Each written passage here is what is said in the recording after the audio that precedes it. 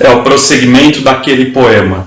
Faz tempo que eu queria dizer isso. Escondido entre os vidros de repouso, vejo as camadas de tempestade que envolvem a terra, a cintilante lâmina de prata, prestes a despencar, a estilhaçar-se em relâmpagos, nesta hora de silenciosa espera, quando legiões cinzentas de ondas marcham em direção à inevitável derrota.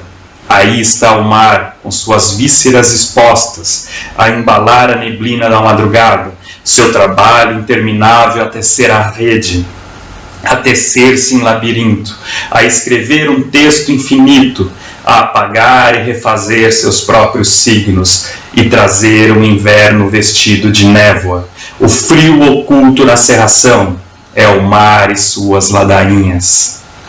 Seus tapumes pintados de branco, agora sim, noturno e revolto, o mar é outra coisa, e eu queria entrar neste barco, seguir para bem longe. Talvez preferisse falar de outros lugares, campos, montanhas, rios, fazendas, onde o vento e luar são verdadeiros, não apenas imagens de sonho entre o real e o irreal, projetados nesta tela de névoa marítima. Um brinde à poesia de Cláudio Viller.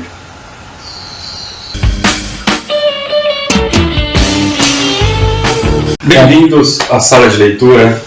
Tenho o grande prazer, a grande honra de ter ao meu lado o mestre Cláudio Viller. Um brinde à sua poesia, Viller. Como eu brinco sempre, o principal Cláudio Viller da literatura brasileira.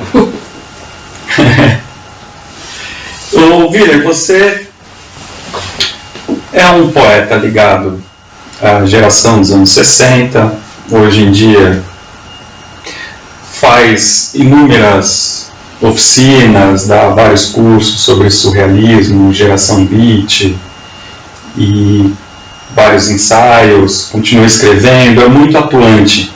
Como que você vê a poesia contemporânea brasileira?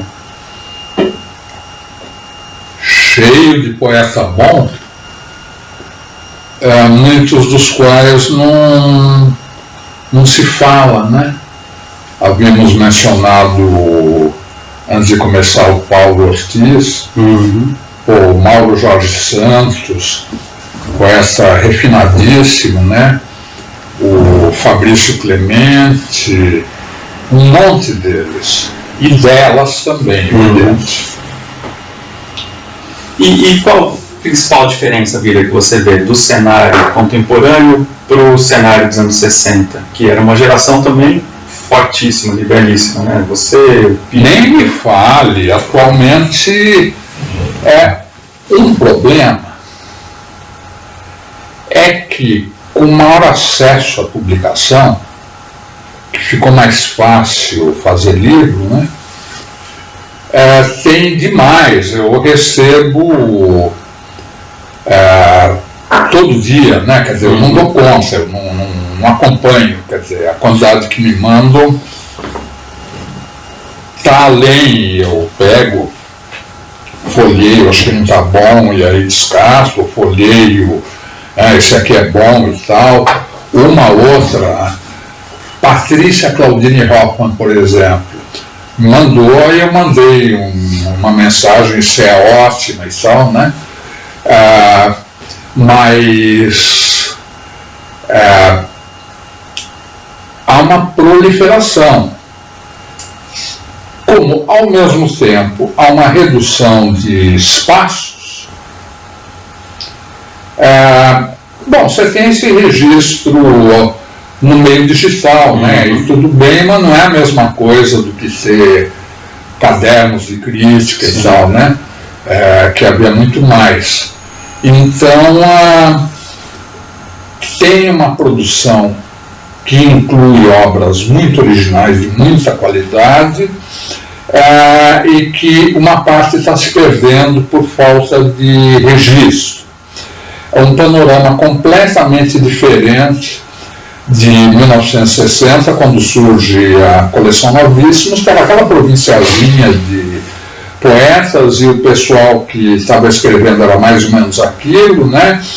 e tinha os poetas emergentes mais ou menos tradicionalistas, a figura dissonante do Piva no meio daquilo, né? Apoiado por alguns amigos, e pelo menos com mérito de se contrapor ao formalismo concretista e à poesia que se pretendia comprometida, engajada, tipo coleção Violão de Rua e tal. Quer dizer, outro panorama. Mudou completamente. A relação de continuidade consiste apenas numa revisão daquela herança da década de 60, que de um lado alguns de nós viramos mitos, não é? Ou pelo menos figuras razoavelmente cultuadas, e uma filtragem, né? Quer dizer, muita gente daquele período foi ficando pelo caminho, ou não tem mais o relevo que tinha. Agora, quase não tem relação de continuidade, exceto por aqueles que continuam sendo lidos, né? Aí, em primeira instância, pegando esse contexto específico, quer dizer, geração da década de 60 é muita coisa, Eurídice Fontela, por exemplo, uma poeta impressionante, etc., né? Agora, aquela movimentação Novíssimos, a continuidade mais evidente é a recuperação e o crescimento do interesse do Piva. A gente está preparando algo para o blog da Biblioteca Roberto Piva. Eu fiz o levantamento junto com o Gabriel Colignac de dissertações e teses sobre ele. Dissertações e teses, ensaio, levantar é uma tarefa quase impossível. 17. A maior parte depois que ele morreu. E que você atribui essa retomada do Piva? Assim, por que o Piva?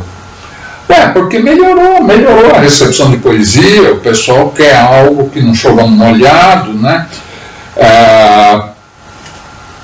Se é para ter uma posição crítica com relação ao que está aí, adotar uma postura rebelde, o Piva é a expressão mais consistente, e ele é bom, ele é literariamente bom, quer dizer, eu pego o Piva e posso recortar versos magníficos, né? Quer dizer, eu acho que o ímpeto da agressividade dele encobriu um pouco a extrema qualidade dos versos e a extrema inventividade dele, né? Quer dizer, há um brilho imediato dos chamados dele ao dionisismo, à orgia, tudo isso, a defesa enfática do ambiente, o neopaganismo, que ofuscou um pouco digamos assim, o pessoal da crítica fala em fartura, bom, enfim, eu brincava com ele, né, quando ele escreveu Coxas, ele ia me lendo trechos pelo telefone, né, eu que editei, né, a editora de poesia fui eu, então ele pegou, quando ele viu que estava dando certo eu editar, vou escrever um livro, então ele ia me lendo trechos por telefone, e aí poemas como aquele sobre Antino e Adriano, ou então, da mesma época, aquele que ele escondeu e eu recuperei sobre tortura de presos políticos no regime militar, né? Eu cheguei para ele e disse, Piva, como você quer, você escreve bem, né? Mas é claro que tudo é bom. Entende? Agora, se ele quisesse uma linguagem mais direta, uma escrita que não fosse delirante, ele fazia. Ele tinha um domínio amplo, né? E você chegou a falar, Willer, do contraponto, né? Da geração 60 com a geração concretista. Como se dava isso? Era de forma mais contundente? Havia relação entre vocês? Detestávamos. Minha relação com o Haroldo de Campos foi cordial. Com Augusto de Campos eu cumprimento mais cordialmente, eu nunca conversei, com Haroldo eu conversei, não é?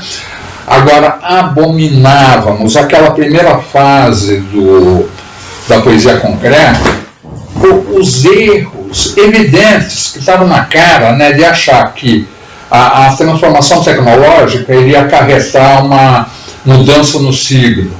Quer dizer, o que é isso, né?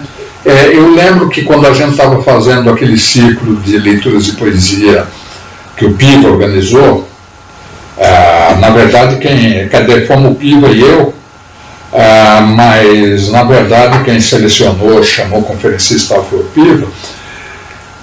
Um dos participantes me levou para um troço que estava tendo no Caetano de Campos, de poesia, a palestra do Décio Pinhatari. Eu tinha acabado de largar um cursinho da Politécnica, um cursinho para entrar na Politécnica, aí fiz o cursinho todo, eu entraria na Poli, só que aí eu desguiei e fui fazer, e em vez disso me inscrevi na Psicologia da USP e na Escola de Sociologia e Política. Quer dizer, eu achei acertadamente que eu deveria fazer algo que tivesse algo a ver com gente, com seres humanos. Acertadamente, talvez, mesmo já estando envolvido em criação poética, tudo isso, eu não interessado, ligado à literatura, interessado em poesia, eu não me matriculei em letras. Ou não, não, eu acho que se eu tivesse feito letras naquela época, eu ia brigar com todo mundo. Em todo caso, aí estava o Décio Pinhatari falando sobre tecnologia e linguagem, né? Aí eu pensei, voltei para a aula do anglo-latino. Agora, evidentemente, isso foi um primeiro concretismo, eles mesmos reconhecem, conversei a respeito com Augusto e tal. Agora, mesmo assim, você tem duas concepções,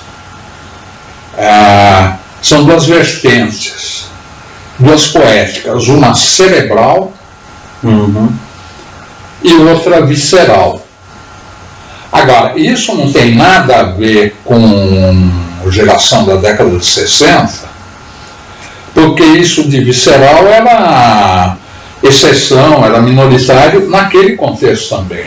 Não pense que Paranoia do Piva e subsequentemente o meu Anotações para o Apocalipse e o Piaças do Piva tiveram essa recepção toda. Ao contrário, né? A Paranoia fez com que a geração do 45, que gostava dos novíssimos, porque aí havia uma relação, e naquela época o concretismo era uma novidade interessante, a poesia engajada era mais Rio de Janeiro, Ferreira Goulart, aquele pessoal, né? E a geração de 45 gostava, que ela dominava o panorama literário, tá? Quer dizer, o contexto de produção de crítica, tudo isso, por quem que escrevia, tinha coluna literária, era crítico importante, Sérgio Milliet, que fez a geração de 45, né? Depois de ter participado do modernismo, Paulo Bonfim, Domingos Carvalho da Silva, que era o principal. Quer dizer, se você pegasse os jornais, quem que estava escrevendo, eram esses, entende? E aí eles esfriaram com a gente. Agora, com a gente, nós, periferia rebelde, né? O termo é meu, mas o Tiago Noia aproveitou muito bem na dissertação dele, né? Quer dizer, a gente era exceção dentro daquilo, né? Quer dizer, o que eles gostavam mais e tinha mais público eram poetas com uma relação mais direta com a poética de 45, como é o caso do Lindolf Bell. Ótima pessoa, carismático, e com poemas bonitos, mas aí não há essa ruptura, né? Aí sim se tem a continuidade, né? E Willer, falemos da sua poesia. Seu primeiro livro, Anotações para um Apocalipse. Isso é que ano que você publica? 64. 64 é no mesmo ano Do Paranoia? Não, Paranoia foi abril de 63 e Anotações, junto com Piazza, segundo livro do Pivo, a gente lançou em outubro de 64, finzinho de outubro. E como é que foi o lançamento? Divertido. Isso está comentado naquela entrevista que o Piva fez comigo, né, que está disponível na internet. E também tem um livro, na edição do Manifestos, que a Azogue fez. Né? Era divertido ser província. São Paulo ser província tinha um aspecto engraçado, quer dizer, você armava um troço, não tinha internet e tal, você fazia uns folhetos, distribuía, dava os telefonemas e vinha gente, e o lançamento acontecia, né? Eu comprei um barril de 100 litros de vinho e contratei uma orquestrinha daquelas bandas chamadas na época de Furiosas, né? E fizemos no Barroquinho, na Galeria Metrópole, que era naquele momento o Point. E o Jardins da Provocação? Você diz como elaboração ou como lançamento e recepção? O Jardins, porque aí depois eu publiquei Dias Circulares, né? O Jardins, em 81, foi o livro que me deu uma espécie de cidadania poética, porque pessoas liam e conseguiam entender algo do que eu estava escrevendo, né? Tem uns poemas mais temáticos e tal, né? E, quer dizer, evidentemente teve mudanças no meu modo de escrever, né? Mas foi o terceiro livro. O terceiro? E foi muito bem recebido. Quer dizer, foi quando eu já era conhecido. Eu era famoso e não sabia, como tinha gente daquela época que me conhecia e tal, que não estava nem aí, né? A pouca recepção também dos livros anteriores foi por eu não estar nem aí. Entende? Quer dizer, tem pessoas, até um Sérgio Millier e tal, que certamente me receberiam bem, só que eu não fui falar com eles. Tinha uns que poderiam estar na mesa ao lado no Paribá, mas não. Quer dizer, a ideia de eu me tornar conhecido como poeta me era estranha. Eu via como algo muito pessoal, muito íntimo, muito minoritário, né? Então, toda vez que eu consto em livros de literatura, ou seja onde for, eu realmente, ou como tema de outros poetas, eu realmente fico, como eu diria, impressionado. Fico surpreso. Mesmo hoje ainda? Eu estava comentando com você quando foi ontem, né? Carinha, como é que ele chama? Thomas, eu nem conhecia, nem era meu amigo do Facebook, escolheu um poema do Estranhas Experiências, né? Postou e me marcou, né? Eu olhei o poema, era um poema que eu nunca tinha dado muita atenção. Aí eu olhei, não é que isso está bom? Quer dizer, tem a série de poemas em que eu não reparei, ou reparei a partir dos leitores. Leitores são uma boa coisa. A leitura do próprio trabalho através de outros olhos. Isso é muito importante. Lê um poema, Vila, do Jardins da... Não, vamos começar, já que eu citei esse caso do poema que eu não tinha reparado. Estranhas Experiências. Vamos fazer a série poemas que são valorizados por leitores? Vamos.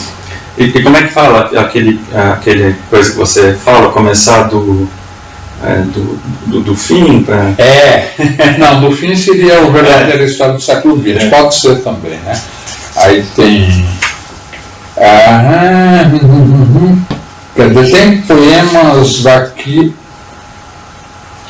que eu nunca... Alguns que são repertório meu de leitura, de me apresentar publicamente, que ao terminar eu achei que estavam bons, e outros que eu coloquei no livro, mas não dei essa atenção toda, por exemplo, já que estamos no final do mês de abril, o que o rapaz, o Thomas, postou, né?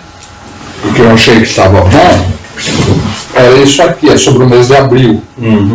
Cadê? O cara me deu bem, né? Para colocar no final de abril um poema sobre o mês de abril.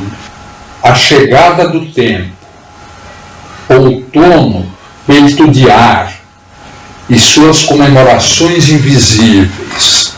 A vida mais leve em abril, soma dos demais meses. O céu, suave vórtice, mundo de movimento de nuvens, modulações da claridade, mensagens de chuva e vento, música silenciosa vibrando no corpo, luz acariciante aos domingos pela manhã. Escrever é matar-se aos poucos, deixar de ser alegremente. Fônico, né? Mas eu não tinha reparado. Aí quando o rapaz botou no Facebook, eu li, pô, não é que está bom? Outro poema com o qual aconteceu isso é da série A Poesia Deve Ser Feita por Todos. Isso foi leitura. Programaram, acho que uns 3 anos atrás, uma leitura de poemas meus do Centro Cultural. Pessoas escolhendo poemas e lendo, né? Aí tem 2. E também já tinha Facebook, então replicaram no Facebook, né? Esse é mais otimista. O outro lado. Só assim o poema se constrói, quando o desejo tem forma de ilha e todos os planetas são luas, embriões da magia. Então, podemos atravessar as chamas, sentir o chão respirar, ver a dança da claridade, ouvir as vozes das cores, fruir a liberdade animal de estarmos soltos no espaço, ter parte com pedra e vento, seguir os rastros do infinito, entender o que sussurra o vazio, e tudo isso é tão familiar para quem conhece a forma do sonho. Esse poema tem umas sacanagens, né? As vozes das cores, né? Isso é tão óbvio, né? Baudelaire se esquece. Mesmo assim funciona, né? O oxímoro, né? Entender o que sussurra o vazio. Tem outro dessa série também, de poemas aos quais eu dei atenção por causa de leitores. Também, esse é poema utópico, né? O sol será nosso, pois o merecemos. O centro do universo fica aqui. Resistimos pelo sagrado direito ao sonho e todos... Desculpe. O sol será nosso, pois o merecemos. O centro do universo fica aqui. Resistimos pelo sagrado direito ao sonho e todos os seus mundos. Resistimos. Operações mágicas continuarão lícitas nesses dias de sombras vivas que se confundem com a alma. Todos os seus desejos se realizarão. O que você pedir lhe será dado. Profecias se cumprirão. Outros poemas. Tem duas coisas sobre a sua poesia, William. Assim, né, você é melhor do que ninguém, né? Vai trabalhar esses oxímoros, os enunciados vazios, né? Todas essas coisas, herança do surrealismo. Mas eu percebo que na sua leitura tem uma unidade rítmica, né? Tem uma célula rítmica. Na hora que você escreve, você pensa assim como se fosse uma melodia mesmo? Nessa oficina que eu estou dando agora, eu insisto com os participantes, eu pergunto, vocês ouvem o que vocês escrevem? A poesia oral primeiro, né? E se você quiser falar em pegada beat, por causa da importância, quer dizer, Garcia Lorca também, que é um grande poeta público, um grande leitor, e teve todos os quadros Neruda. O Neruda lotou o ginásio do Pacaembu por volta na década de 1940 e por aí afora, né? Então não é novidade. Agora, a Beat, principalmente o Ginsberg, mas os outros também, e aí depois também com aquela conjunção com música pop, né? Eles impulsionaram, né? Entende? Quer dizer, valorizaram mais a oralidade. O Ginsberg, eu dei palestra sobre ele recentemente, tem duas coisas. Uma, ele dizer que não memoriza o poema. Duas coisas interessantes. Não memoriza por quê? Porque se lê do texto, toda vez ele vai ler de um jeito diferente. Ele achava, se memorizasse, ia ler do jeito que ele memorizou, entende? Claro, poesia, a leitura de poesia não é interpretação teatral. Sim. São duas coisas fundamentais, mas são diferentes. Eu até não gosto de leitura de ator que faz aquela. Eu gosto de uma leitura mais naturalizada, mais íntima. Tem atores que leem bem, tem atores que são grandes intérpretes e grandes leitores. Agora, tem muito ator que pensa o poema procurando interpretar um sentido, em vez de ir pela prosódia. Quando a gente estava preparando aquelas leituras de poesia em 77, quem organizava era Ruth Escobar e eu, manifestações de protesto, né? Teve a homenagem ao Pablo Neruda, que foi proibida, e fizeram mesmo assim, né? Na minha biografia eu vou botar o capítulo das vezes em que eu não fui preso, né? Houve várias, mas enfim. Que poderia, né? Aí, um dos poemas que eu tinha selecionado é aquele do Tempo do Medo, do Drummond, em que ele se distrai. Uma das qualidades do Drummond era se contradizer e se distrair, né? E contraria a poética dele e faz um poema só de imagens poéticas, né? Só que ele não botou na antologia dele que ele mesmo preparou, deixou fora, né? Mas enfim, eu selecionei esse poema muito a propósito de se fazer leituras de poesia com sentido de denúncia contra o militarismo e o restante, né? Mas enfim, e dei para um super ator, Cláudio Correia e Castro, grande ator. Aí ele leu, mas como é que é? O que isso quer dizer? Qual o sentido? Eu falei para o Cláudio, não se preocupe com o sentido, vai pela prosódia, pelo som, pelo ritmo.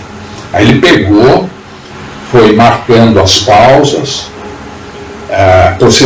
Uma das coisas que eu aprendi muito de leitura de poesia naquela ocasião, entre outras, né?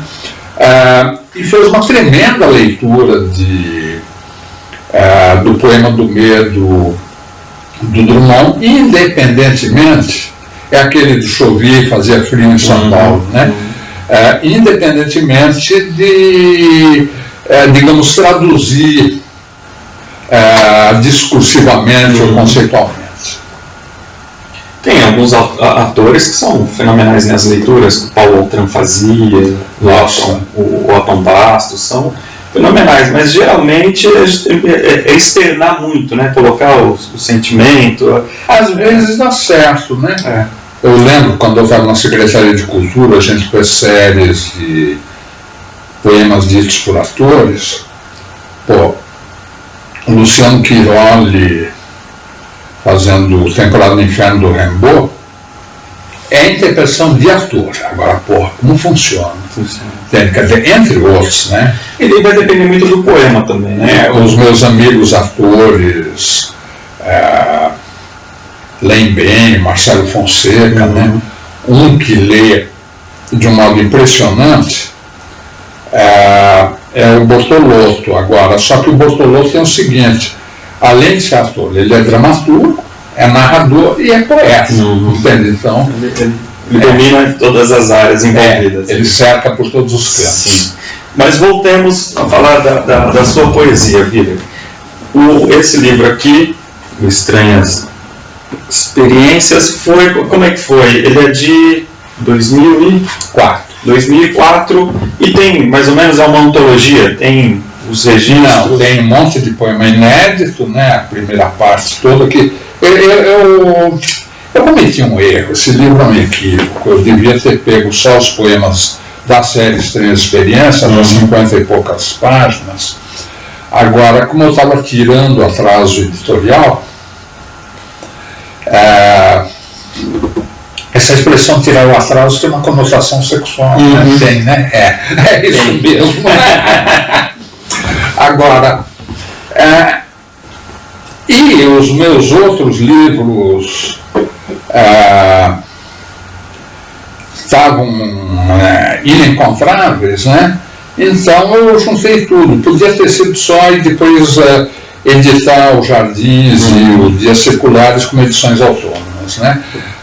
Você pensa fazer isso algum dia ou não?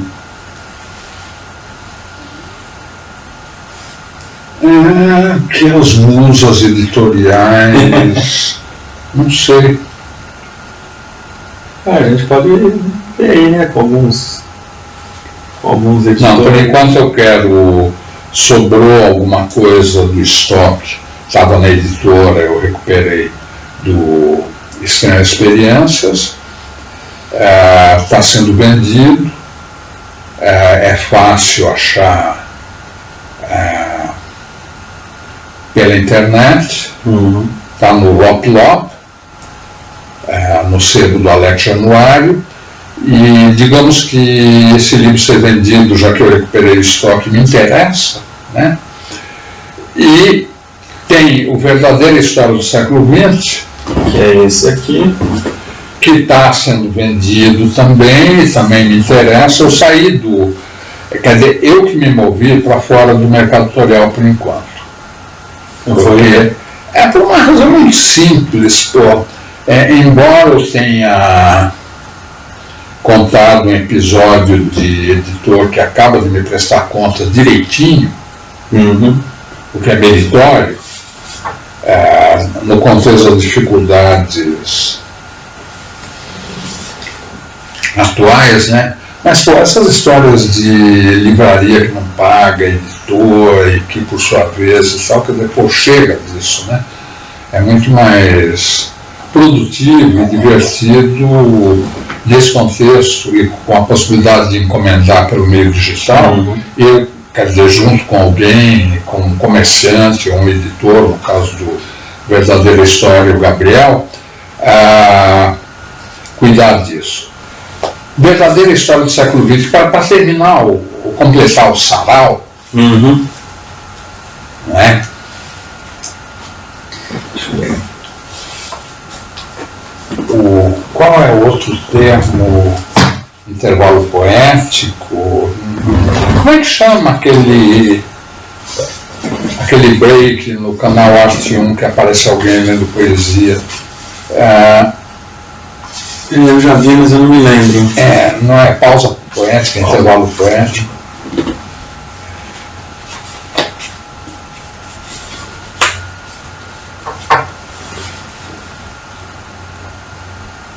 Esse aqui, um leitor de Portugal disse que teve a sensação equivalente a que antes circulou no meio digital,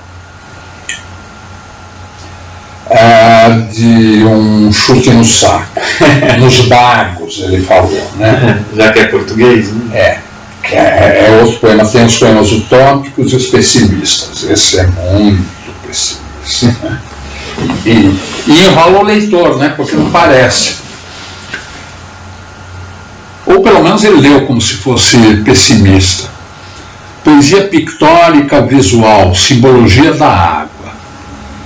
Quando a praia onde você está é sentida como real unicamente por trazer a lembrança viva dos cheiros, claridades e ruídos da outra praia onde você esteve, muito tempo atrás, quando nada mais resta a não ser a impressão de que viver foi inútil e de que morrer é algo totalmente idiota, filtrado por uma sensação do sublime de estar com os pés no chão, ou então, quando ao retornar já de madrugada, deu-me a impressão de que se abriu um abismo, passagem para outro plano no encontro das ruas Pernambuco, Rio de Janeiro e Praça Vila Boim, isso aconteceu mesmo.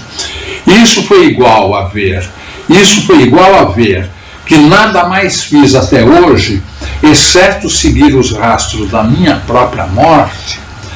Quando, enfim, a vida não passa de um pretexto, então, selecionar para publicação o que for mais estranho, anguloso, geométrico, porém fora de esquadro, e que possa ser recitado em um tom de voz bem inocente, de quase surpresa, simulando ser alguém que mal acredita no que está a dizer.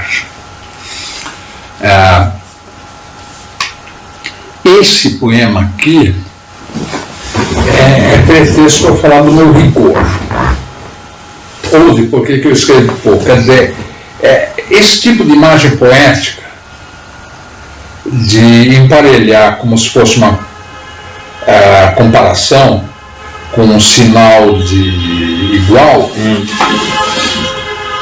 aqui, né, os 2 pontos, eu podia seguir em frente, mas eu não fiz. Quer dizer, eu vou realmente pelo impulso. Você sabe de poeta visceral, né, contra poeta cerebral. Dificilmente, eu já construí poemas, tipo, eu vou escrever sobre isso e tal, ficar lá escrevendo até o poema ficar do jeito que eu queria, que também já fiz. Uma coisa mais formal ali. Agora esse não, aí eu parei. Assim como eu parei naquele poema dos corpos, do Jardins da Provocação e tal, né? Quer dizer, parei para não virar fórmula. Se você gostou do nosso papo, gostou do Viller, não esqueça de dar um curtir no vídeo, compartilhar, divulgar, porque você divulgando o vídeo, você vai estar divulgando a poesia. A verdadeira história do século XX. Contemplação. Estrela no fundo do mar. Você, véu de gaze azulada roçando, suave apelo. Furacão, róseo. Perfeição, parábola de perfumes. Lâmina, a mente alucinada. Gruta, você e os arcanos da natureza.